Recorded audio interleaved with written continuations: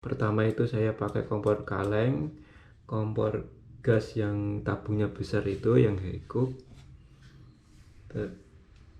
Terus pakai ini tuh bahan bakarnya juga sama, pakai gas, cuma tabungnya beda. Tabungnya dikenal sama, disebut kanister. Nama tabungnya itu kanister. Jadi bentuknya lebih pipih, nggak panjang lagi. Terus kayak kubah gitu, selangnya di atas. Sama sih, selangnya di atas, cuma kalau yang tabung panjang itu kan di samping gini, nah makanya kalau ini yang dia itu di atas buat duduk, sekaligus buat dudukan. Jadi ini tabung gasnya, terus ini dimasukin ke sini, eh, terus tinggal ini diputar ke berlawanan arah jarum jam. Ini tuh kelebihan dari dua kompor sebelumnya, lebih ringan, lebih ringkas. Terus ini tuh ukurannya juga kecil, walaupun ukurannya kecil juga udah lengkap fiturnya. Kecil gini udah ada pematiknya, ini kan pematik. Terus ini untuk mengatur besar kecil api. Terus ini buat tatakan panci atau pennya. Terus ini juga bisa dicopot ya, ini bisa dicopot, dibongkar pasang juga bisa. Terus kalau untuk disimpan ini juga lebih ringkas daripada dua kompor saya yang sebelumnya.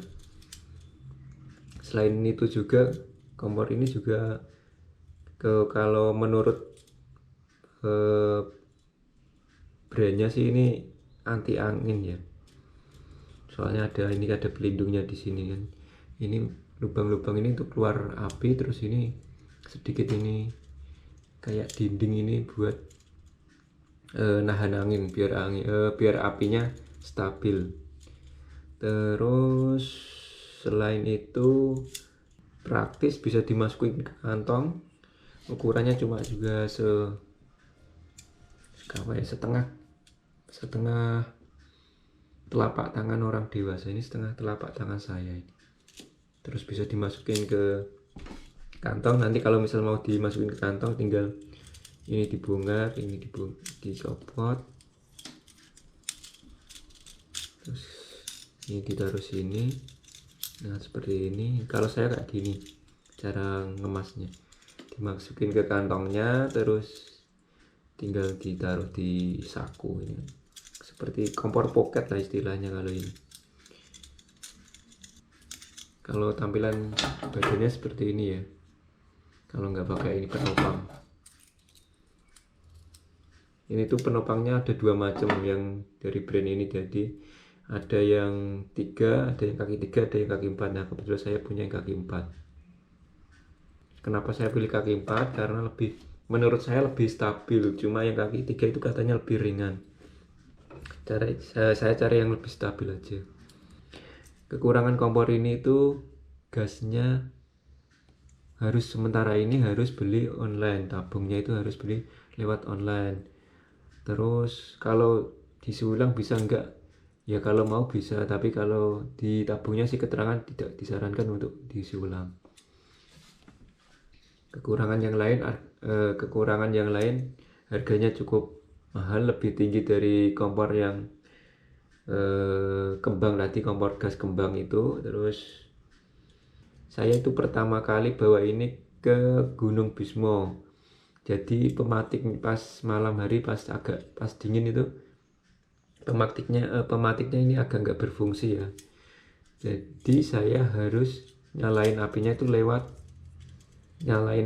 pakai korek jres itu. Ini dibuka seperti biasa, dibuka gasnya, terus saya jres sini. Pematiknya nggak nyala soalnya. Itu kekurangannya, kadang pematiknya nggak berfungsi. Tapi walaupun begitu, kata buku panduannya juga itu normal. Dari buku panduan juga disarankan untuk membawa korek jas atau korek kayu. Itu untuk jaga-jaga kalau pematiknya ini nggak berfungsi. Cuma itu kekurangannya. Soalnya saya juga pertama pakai ini tuh ke Gunung Bismo. Mungkin nanti kalau udah pakai ini ke gunung-gunung yang lain atau tempat-tempat tempat yang lain yang biasa buat ngecamp, mungkin saya baru tahu kekurangan dari kompor pocket ini. Kebiasaan saya biar stabil, saya tabungnya saya putar ke tanahnya dulu agar tanahnya agak rata sama tabungnya, baru saya pakai buat masak. Ini kompor yang saat ini yang masih saya pakai. Jadi itulah pengalaman saya setelah menggunakan 3 kompor yang ada di depan kalian ini. Jadi yang pertama saya pakai kompor kaleng, terus pindah ke kompor gas yang tabung panjang baru, dan sampai saat ini saya kalau muncak pakai kompor pocket yang tabungnya seperti ubah itu. Kalau yang ini saya sudah nggak pakai, tapi kalau yang ini saya kadang masih pakai. Biasanya saya pakai untuk yang nggak perlu naik ke atas, tinggal nanti di parkiran terus jalan sebentar di area camp, terus bisa ngecamp di situ. Saya pakainya kompor seperti ini. Kalau yang harus naik ke atas, harus muncak gitu, saya bawanya yang ini, yang kompor pocket. Kalau untuk yang deket-deket gitu ngecamp yang nggak perlu muncak, saya pakai ini. Jadi tabung gasnya lebih murah, lebih mudah didapat. Kalau ini kan harus beli online dulu. Mungkin itu saja pengalaman yang bisa saya bagikan untuk saat ini.